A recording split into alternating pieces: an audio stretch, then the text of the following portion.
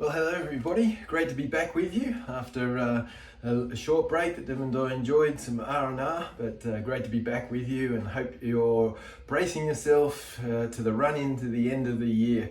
This time of year is always very exciting, and we're coming out of lockdown and everything else that's happening. It's doubly exciting. But our first gathered service back at church will be on the 14th of November. And hopefully, all being well, Deb and I will be able to join you for that. So that's the plan. And then the 12th of December is our Love Christmas, Love Canberra gathering. And so put that in your calendar and think about who you can be praying to invite along to join us for that celebration, which is going to be really, really exciting. I just wanted to share along that line of invitation out of Proverbs 24:11 and 12. And it reads this way: "Deliver those who are drawn toward death, and hold back those stumbling to the slaughter. If you say, 'Surely we did not know this,' does not he who weighs the hearts consider it? He who keeps your soul, does he not know it? And will he not render to each person according to their deeds?" And so the invitation and the warning here is for us to invite people, to hold back those that are stumbling to the slaughter. Wow, that's pretty strong and powerful words. They're being drawn toward death, the scripture says. But we have a responsibility and a mandate and a purpose to tell people the good news of the gospel of Jesus Christ, and to warn them and to invite them. And we can't use ignorance as an excuse, because in this scripture it's saying the excuse is, "Surely we did not know this," but it's saying, "But does not he who weighs the heart consider this?" God, who weighs our heart, considers that that is not an excuse. And so for you and I think that this is a mandate for us to extend an invitation to the people in our sphere of influence to, in some way, connect with the gospel of Jesus Christ. And that is the ultimate purpose of this season, of any season, really.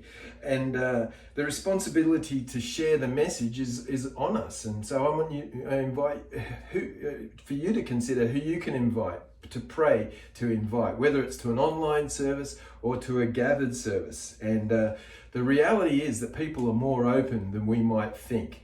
And there's been some research done recently by the McCrindle Social Group, who survey society and get the read on what's going on and what people are thinking.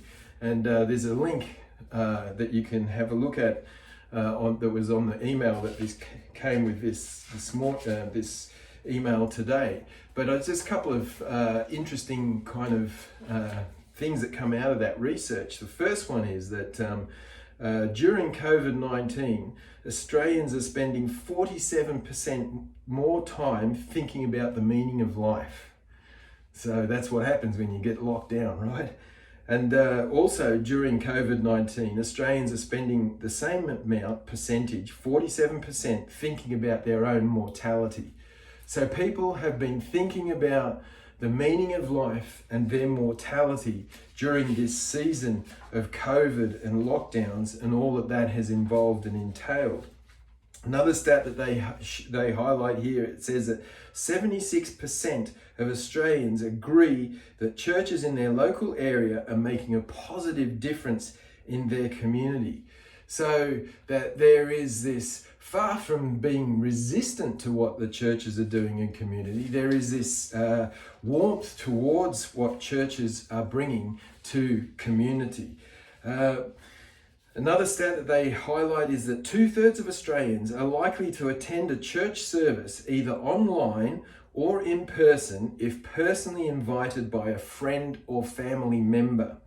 3 in 10 Australians are extremely or very likely to attend a church service online or in person if invited by a friend or family member.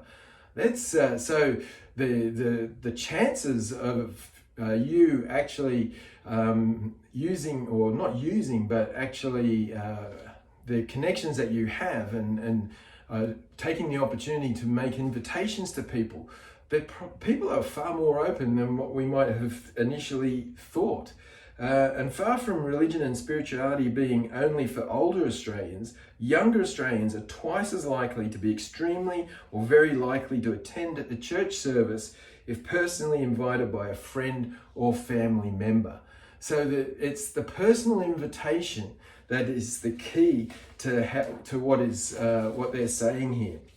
And it goes on to say, this data is worth reflecting on a little longer. In this seemingly secular era where the church is perceived by many commentators to be on the decline and culturally outdated, almost half of all young adults invited to a church service by a friend or family member would very likely attend.